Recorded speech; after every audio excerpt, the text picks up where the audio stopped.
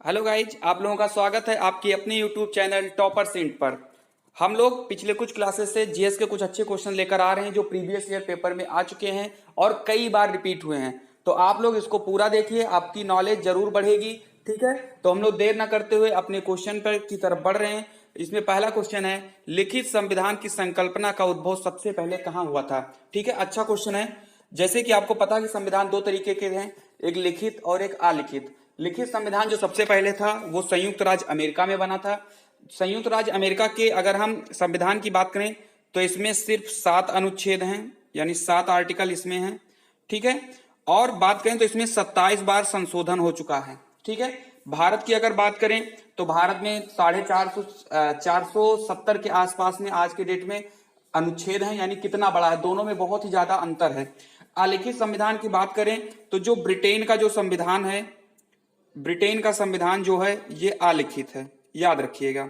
ठीक है, यानी मौखिक है, ऐसा कह सकते हो। ठीक है, यहां तक क्लियर है। आगे की तरफ बढ़े, चलिए। क्वेश्चन नंबर दूसरा है, कुकिंग गैस किन गैसों का मिश्रण है, बताइए। अच्छा क्वेश्चन है, कुकिंग गैस किन गैसों का मिश्रण है। तो आपका राइट आंसर हो जाएगा ब्यूटेन और प्रोपेन। ठीक है, कुकिंग गैस का मतलब जानते ही हो आप, एलपीजी, जिसका फुल फॉर्म होता है लिक्विफाइड पेट्रोलियम गैस। इसमें ब्यूटेन और प्रोपेन पाई जाती है। एक क्वेश्चन और है बनता है कि जब एलपीजी गैस में जब लीकेज होती है, आपको पता है जो लीक होता है आपका गैस, तो उसमें जो गंध आती है वो गंध किसकी होती है, तो आपको याद रखना है वो होती है इथाइल मरक्रप्टन की। ठीक है, लिख लीजिएगा सभी लोग, इथाइल मरक्रिप्टन, ये इसकी गंध होती है। ठीक है, ये याद रखिएगा आप लोग। ठीक है, यहां तक क्लियर है। आगे बढ़ते हैं। भारत का राष्ट्रीय विरासत पशु कौन सा है, इंपॉर्टेंट है। ठीक है, आपको पता है कि जो भारत का जो राष्ट्रीय पशु है वो बाघ है, लेकिन अगर बात किया जाए विरासत पशु कौन सा है तो वो आपकी हाथी हो जाएगा इसका राइट आंसर। यहां तक क्लियर है आपको। देखो, हमने नेशनल सिंबल्स के सारे क्वेश्चंस करवा दिए हैं। जो लोग नहीं देखे हो वो मैं डिस्क्रिप्शन बॉक्स में उसकी लिंक दे दूंगा, आप वहां से जाकर इसको देख सकते हो। किसी को कोई दिक्कत हो तो पूछ सकता है। कमेंट बॉक्स में जरूर लिखा करें क्या चीज कमियां हैं। अगर आपको अच्छा लगा तो कमेंट करिए। ठीक है, इससे लगेगा कि हाँ आपको मैं समझा पा रहा हूं या आप समझ पा रहे हो। ठीक है, आगे बढ़ते हैं। गाजर में निम्न में से कौन सी विटामिन प्रचुर मात्रा में पाई जाती है, मोस्ट इंपॉर्टेंट क्वेश्चन है। चलिए, इसका राइट आंसर हो जाएगा विटामिन ए। ठीक है, विटामिन ए गाजर में पाई जाती है। अगर हम इनके केमिकल नेम की बात करें तो विटामिन ए को रेटिनॉल कहा जाता है, विटामिन बी को थायमीन कहा जाता है, विटामिन सी को एस्कॉर्बिक एसिड कहा जाता है, एस्कॉर्बिक एसिड, विटामिन डी को कैल्सीफेरॉल कहा जाता है। ठीक है, तो ये चारों आपको याद रखना है। ठीक है, चलिए आगे की तरफ बढ़ते हैं। अलाई दरवाजा का निर्माण किस सुल्तान ने करवाया, मोस्ट इंपॉर्टेंट क्वेश्चन है। ये एनटीपीसी में क्वेश्चन आया था, इसीलिए मैंने इस क्वेश्चन को ले लिया है। ठीक है, बताइए। चलिए, इसका जो राइट आंसर हो जाएगा वो हो जाएगा अलाउद्दीन खिलजी। देखो, ये जो अलाई दरवाजा है ये आपका पड़ता है कुतुब मीनार जो है उसके दक्षिणी छोर पर एक द्वार है जिसको अलाई दरवाजा कहा जाता है। तो लोग कुतुब मीनार के बगल जो लोग पढ़े होते हैं उनको लगता है कि ये इल्तुतमिश ने बनवाया होगा। क्यों? क्योंकि भाई इल्तुतमिश और कुतुबुद्दीन ऐबक दोनों लोग मिलकर ही इसको बनवाए थे कुतुब मीनार। तो लोगों को लगा कुतुब मीनार के बगल में है तो इल्तुतमिश नहीं बनवाया होगा। तो ये चीज है, इसलिए गलत हो जाता है क्वेश्चन। तो आपको याद रखना है अलाउद्दीन खिलजी ने इसको बनवाया था। ठीक है, आगे बढ़ते हैं। अंग्रेजों ने श्रीरंगपट्टनम की संधि किसके साथ की थी, मोस्ट इंपॉर्टेंट क्वेश्चन है, बताइए।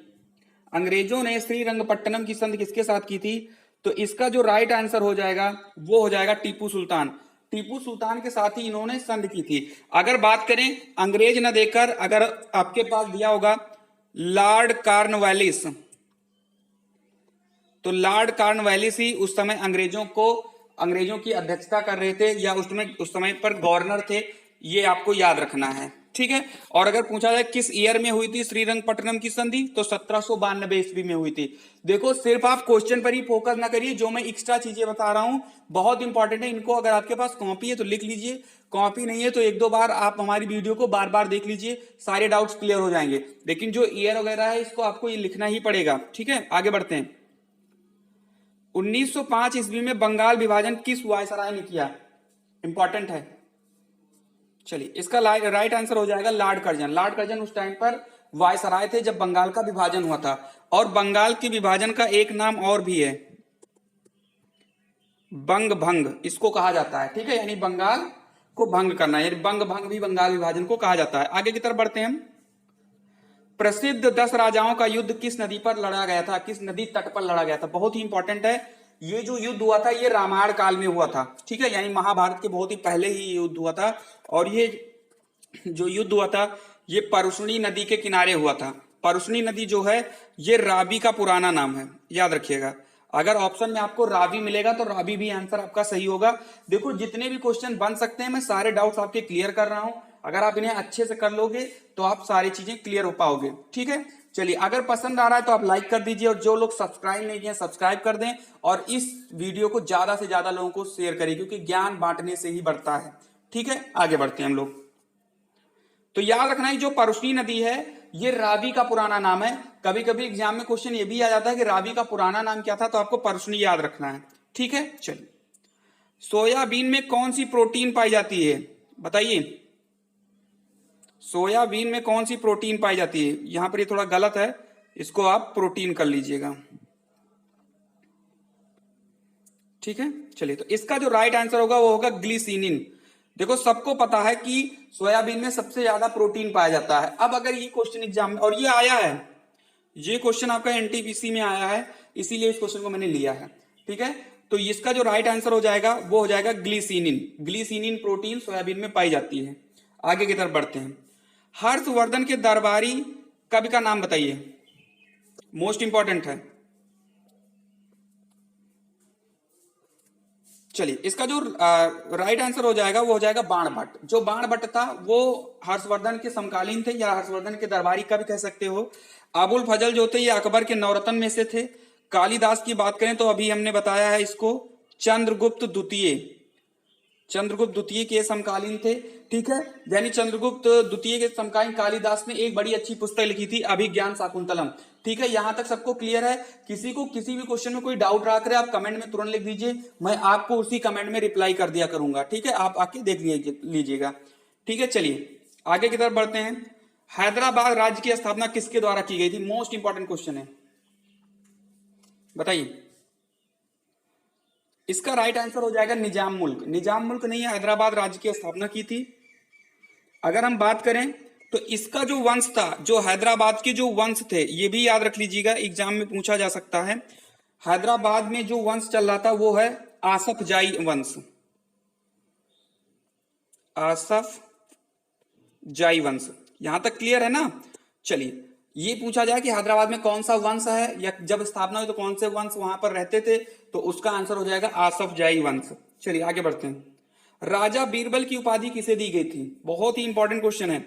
आपको पता है कि राजा बीरबल जो थे वो अकबर के नवरत्नों में से एक थे, और इनका जो पुराना नाम था वो महेशदास था। याद रखिएगा इस चीज को। चलिए, और जो टोडरमल थे ये वित्त मंत्री थे, फाइनेंस मिनिस्टर थे अकबर के, ये भी आपको याद रखना है। ठीक है, चलिए आगे बढ़ते हैं। महात्मा गांधी किस आंदोलन में मार्च 1919 में धरने पर बैठे थे, बताइए। चलिए अगर हम बात करें इसमें तो रॉलेट एक्ट के विरुद्ध में महात्मा गांधी जी धरने पर बैठे थे। जो रॉलेट एक्ट हुआ था ये 1919 में हुआ था। असहयोग आंदोलन की शुरुआत 1920 में हुई थी। चौरी चौरा कांड 1922 में हुई थी, और जलियांवाला हत्याकांड 1919 में हुआ था। तो ये आपको चारों आपको ईयर लिख लेना है, इंपॉर्टेंट है। अब ये कहो कि सर अभी तो आपने 15-20 क्वेश्चन ही कराया है, तो ऐसा मत कहिए। हर एक क्वेश्चन में आप निकाल के देखो तो 3 से 4 क्वेश्चन में हर एक क्वेश्चन में बता रहा हूं आपको, तो आपको ये सारी चीजें क्लियर करते हुए चलनी है। ठीक है, चलिए आगे बढ़ते हैं। अलकनंदा एवं मंदाकिनी के संगम पर स्थित नगर कौन सा है, बताइए। जहां पर आपकी अलकनंदा, आपको पता है 5 प्रयाग होते हैं गंगा जी के साथ जो होती हैं। ठीक है, तो उन 5 प्रयाग में एक रुद्र प्रयाग है जो अलकनंदा और मंदाकिनी के मिलने से बनता है। यहां तक क्लियर है? चलिए आगे बढ़ते हैं। गांधी जी को सबसे पहले राष्ट्रपिता किसने कहा था, बताइए। चलिए इसका राइट आंसर हो जाएगा सुभाष चंद्र बोस। सुभाष चंद्र बोस जी ने ही सबसे पहले इनको राष्ट्रपिता कहा था। ठीक है, आगे बढ़ते हैं। अच्छा, ये जो सरदार वल्लभ भाई पटेल में जो आगे सरदार लिखा है ये किसने कहा था? इनको, या सरदार की इनको जो टाइटल था किसने दिया है, तो ये दिया था बारदोली की महिलाओं ने, बारदोली की महिलाओं ने, ये भी याद रखना है आपको। चलिए अगला क्वेश्चन है, क्षोभ मंडल,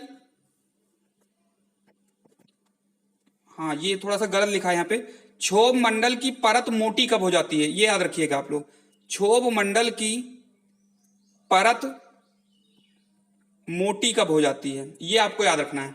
तो इसका जो राइट आंसर होगा वो गर्मी में, जो क्षोभ मंडल होती है उसकी जो परत होती है वो गर्मी में मोटी हो जाती है। आपको पता है कि हमारे जो वातावरण है इसमें 5, या ऐसा कहें कि हमारी जो, हाँ जो वातावरण है इसमें 5 लेयर होती हैं। क्षोभ मंडल होता है, समताप मंडल होता है, मध्य मंडल होता है, आयन मंडल होता है और वायुमंडल होता है। ठीक है, इतनी चीजें आपको याद रखनी है। जो क्षोभ मंडल होता है इसमें मौसम की सारी घटनाएं होती हैं, आंधी तूफान सिर्फ क्षोभ मंडल में ही आती है। जो हवाई जहाज होता है इसकी जो ये चलती है समताप मंडल में चलती है, आपने जो देखा है। ठीक है, और आयन मंडल में आपके जो ये रेडियो टेलीविजन पे जो तरंगे आती हैं, इसके जो सैटेलाइट होते हैं वो आयन मंडल में रखे जाते हैं। ठीक है, चलिए आगे बढ़ते हैं। पसंद आ रहा है तो लाइक कर दीजिए, जो सब्सक्राइब नहीं किए वो सब्सक्राइब कर दें। ग्रीनविच किस देश में है, बहुत इंपॉर्टेंट है, यूनाइटेड किंगडम। जो ग्रीनविच है वो यूके में है, ब्रिटेन में है। आगे बढ़ते हैं। विदेश में स्वतंत्र भारत की स्थापना किसने की थी, बताइए। इसका राइट आंसर हो जाएगा राजा महेंद्र प्रताप सिंह ने इसकी स्थापना की थी, स्वतंत्र भारत की। चलिए आगे की तरफ बढ़ते हैं। प्रसिद्ध गीत रघुपति राघव राजा राम दांडी मार्च के समय पहली बार किसके द्वारा गाया गया था। आपने बहुत सुना होगा रघुपति राघव राजा राम, लेकिन सबसे पहले किसने कहा था या सबसे पहले किसने गाया था, ये आपको बताना है।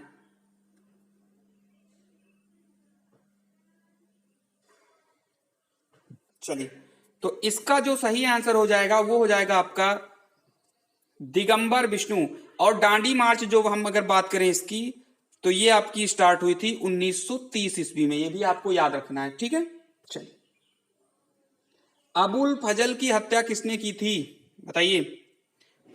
हमने अभी भी कहा था कि जो अबुल फजल था ये अकबर के 9 रत्नों में से एक था।